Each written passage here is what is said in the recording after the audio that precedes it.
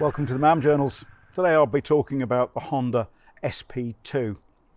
Any of you who have watched any of my videos will know that I like to start with specifications, so we'll be going through the specifications of this bike. I'll be doing some brief comparisons with the SP1, its predecessor.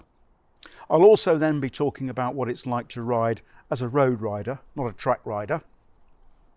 And obviously I would like to be covering the sporting heritage of the bike, as that plays such a big part in the bike that it is today.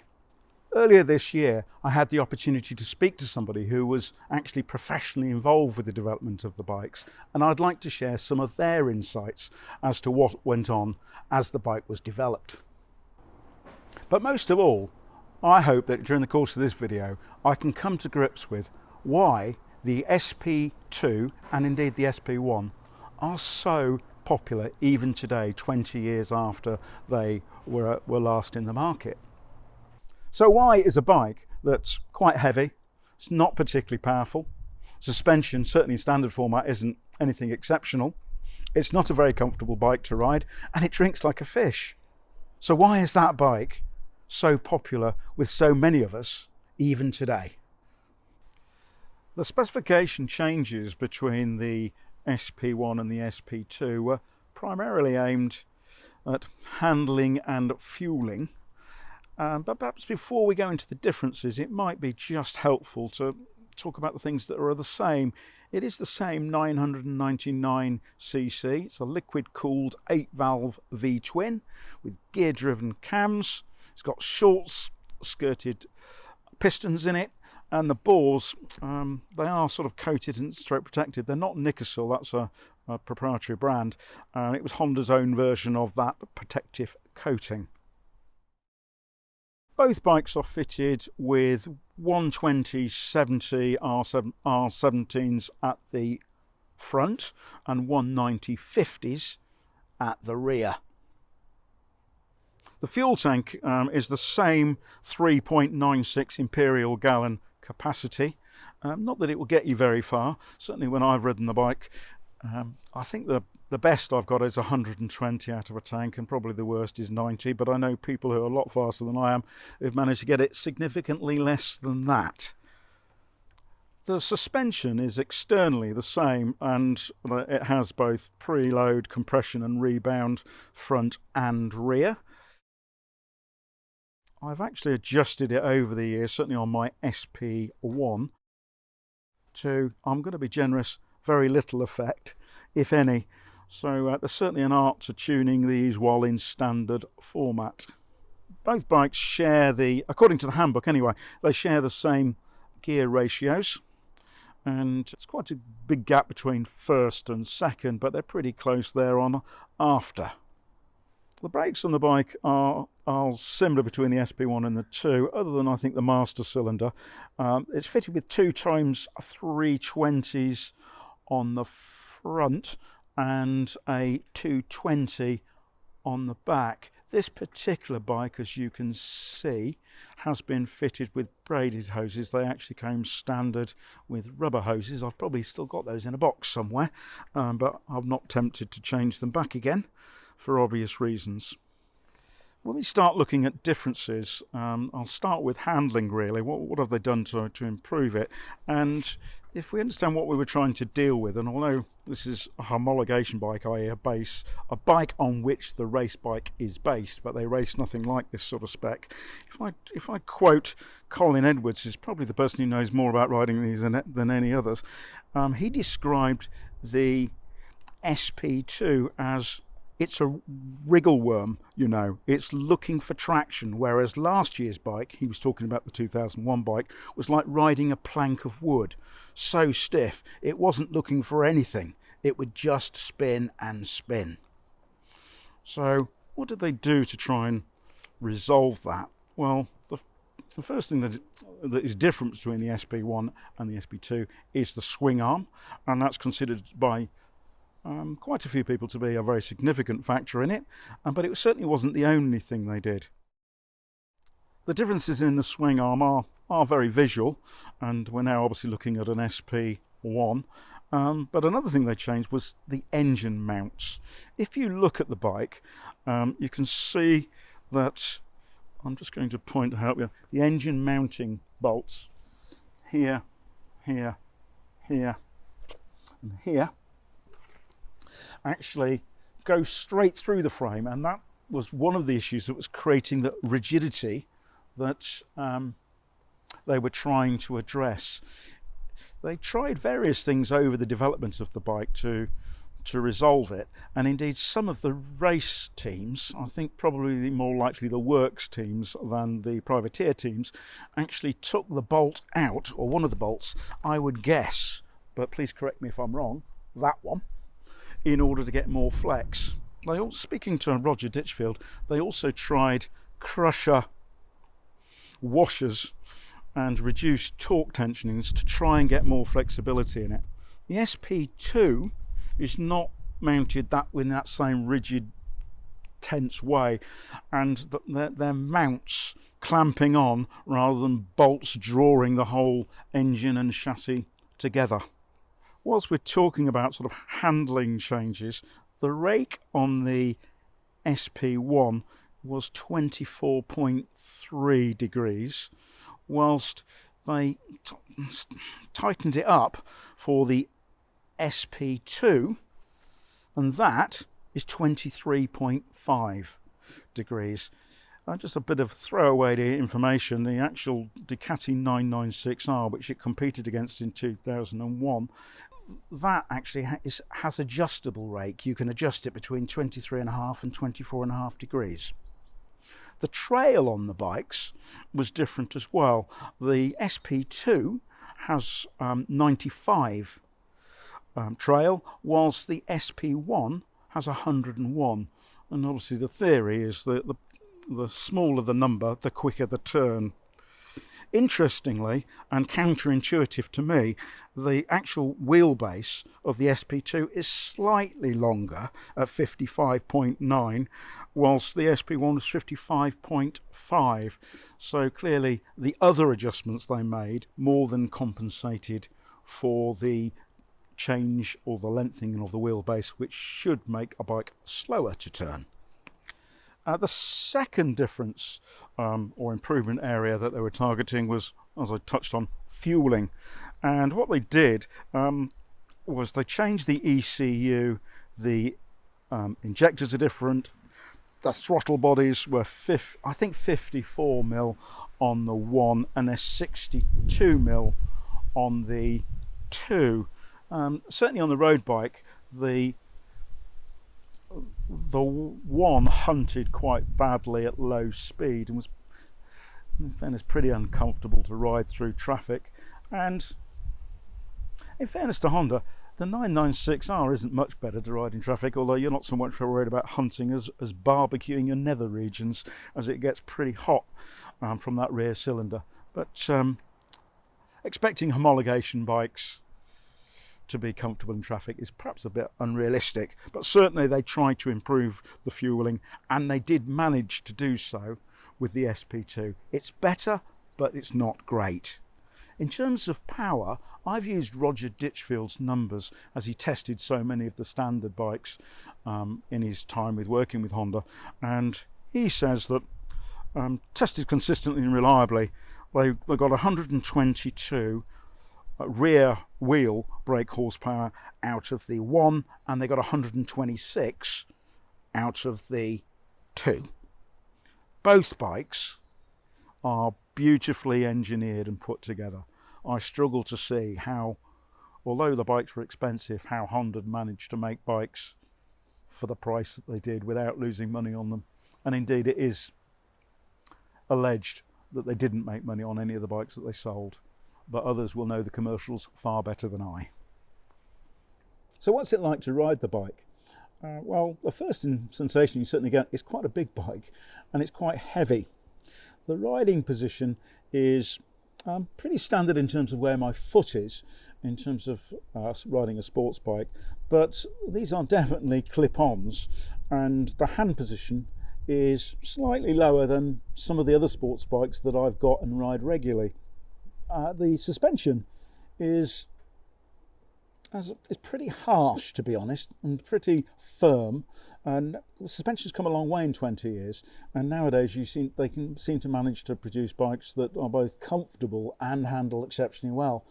22 years ago, when this bike came out, I think you had either comfortable or sport suspension, and certainly you feel it when you ride it.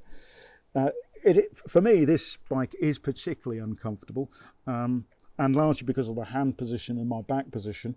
I've broken a few fingers over the years, and I've managed to pick up a screw in my thumb. And this bike managed to catch it perfectly, and that combined with the back. When I come back from a ride, I'm never quite sure whether I'm going to be calling the dentist to sort my fillings out, the chiropractor to sort my back out, or just sticking my hands in cold water to see if I can stop them throbbing. So it's remarkable that I've managed to keep a bike that is frankly pretty uncomfortable to ride. All that being said, the bike has a very distinct V-twin sound, and that combined with the gear-driven cams and the nature and just tight mechanical feel of it actually makes it a pleasure to ride, despite the fact it is quite uncomfortable. The engine isn't particularly torquey on the bike, although it does produce good torque. I've certainly, the 996R produces more, and I've got several bikes in the garage that have higher torque numbers than this. But what's perhaps unusual about it is the accessibility of the torque and its availability across so many of the gears, which does make it different from other bikes that I ride, and certainly gives you that sensation of having sort of endless, relentless power. So let's talk about the sporting heritage of the bike. All of the bikes around me are, of course, homologation bikes, i.e. they're bikes that were designed to be sold in showrooms in sufficient volumes to qualify as a bike on which manufacturers could base their World Superbike efforts. They're not actually designed for people like me, average road riders. Now, the bikes have been blessed with some phenomenal riders, and if I just look back on the heritage, they had the fabulous Joey Dunlop, who won in the F1 at the TT. We had amazing performance from Nicky Hayden in the AMA Championship, which he won in 2002. He also won at Daytona. We had a great performance, second time out in fairness, from Rossi, who is considered by many to be the greatest rider of our generation, although I think all of them are pretty good in fairness when we talk about them. And he won, as I say, second time out at Suzuka in the 8 hour. And then of course we had the fabulous Colin Edwards, who managed to get the bike to win both 2 World Superbike Championships and indeed 2 8-hour races at Suzuka. So remarkable sporting heritage and history. Earlier this year, I had a chance to talk to Roger Ditchfield. Now, Roger was one of 4 companies that were appointed to help Honda with development work. I think it'd be useful if I just explain how that sort of culturally works. Well, of course, a lot of the development work on the bike was done by HRC, Honda Racing Corporation, and indeed their works supported teams across the world. But the Honda culture was to appoint other race development teams to help them test various products and to give them insight. They appointed 4 across the world, and they decided that the best way to do that was not really allow them to work too closely together, but rather to ask them questions, send them parts, and see what their feedback was on those parts. The 4 companies that they appointed were Maruoka in Japan, Roger Ditchfield's company, which was Revolution Racing UK and Europe, Picard in Switzerland, and in America they had a company called Big Valley Honda, which was out in Reno in Nevada. Speaking to Roger, he was saying that his primary focus was really in 3 areas. One of his priorities was how much air do you get in. His view is that you need to get air in. You can always add fuel to it, but you need to get enough air in to do it. The pressurization of that air stroke fuel took a lot of energy, and I know that they actually changed several, well, on the race bikes that they worked, they actually were changing regulators quite frequently. and also weight, how much they can actually get off the bike, because one of the key things about handling is how much does it actually weigh. So how did they get on? Well, their bikes, which were not works engines, produced 164 brake horsepower and weighed 163 kilograms, and that was with 2 litres of fuel. Interestingly, and the reason I mention it, because Roger was quite surprised about how specific this banding was. He said the bike really only ran well between 84 and 87 degrees. After that temperature, the performance, based on the dynos, dropped off quite quickly. I think that may have influenced some of the performance in the bikes with the works engines in the race series that we all know and love. So what was the works bike actually producing in terms of power? I'll come back to that in a moment. First, let's just review the 2002 season. It started off with Ducatis vanishing off into the distance in the first 6 races, and whilst Colin managed to get some podiums, it was clear that it was going to be a struggle unless something changed. At that point, Honda had corporately made the decision that they were not going to be racing the following year in that series. So therefore, having made that decision, the view internally was, well, we'll throw everything at it and see what we can do to actually win the 2002 championship and go out on a high. They literally looked at everything.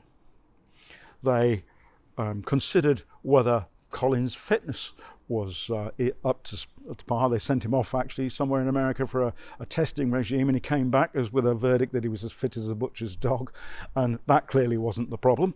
They considered the setup, they considered motivation, and indeed at Laguna Seca, the next round, they deliberately painted the bike up in American specification colours, got all the team with matching shirts, and certainly went for that final bit of motivation. And of course, they looked at the engine.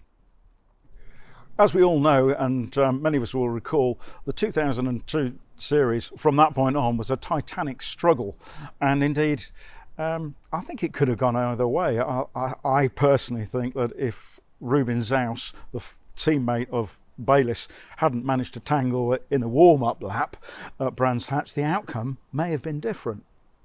So what was that engine producing? Well, the press speculated that it was producing 190 brake horsepower at something like 13,800 revs. Roger, who tested an awful lot of engines, felt those numbers were probably a bit high, and it was more likely to be something like 180 brake horsepower at either 12.5 or 12.8. We'll probably never know, and the reason why we won't know is, and that final titanic struggle at Imola, after the race that very evening, the HRC technicians removed the engines and flew with them back to Japan. They have subsequently were crushed. Make of that of what you will, but what the history books will show is that Colin Edwards was the champion again, and that Honda won the manufacturer's title. We were privy to some of the best racing I've seen in World Superbikes. So back to that question I asked at the beginning: why is a bike that's not particularly fast, not particularly great handling, pretty heavy, pretty uncompromising and uncomfortable, and drinks fuel, so popular? Why have I not only kept my original bike, my SP1, which I bought new in 2001, but I've also gone out and bought another one? I think there's 3 reasons. And I think the first reason is that it played an historic part in what was a golden age of World Superbike racing. The battle of the twins, as 2 of the main manufacturers slugged it out inch by inch round a racetrack. The second reason, I think the bikes are beautifully made and engineered, and they're fabulous parts of Honda's history and heritage. And the third reason is that actually, despite their discomfort, when you ride them, they have a very unique sound, character and feel. When you're riding an SP, you do know that you're riding something very special. Finally, I'd just like to express my thanks to Roger Ditchfield for being so open and helpful in his sharing of his technical knowledge and detail. For me, it's been a fascinating insight, and I hope that you've enjoyed it too. And I hope that you have enjoyed the video. If you have, you might be kind enough to press like, or if you're not a subscriber, maybe even subscribe to the channel. But anybody who knows me knows that I'm pretty relaxed about that, in fairness. What I hope most of all is that you ride safe and you stay well.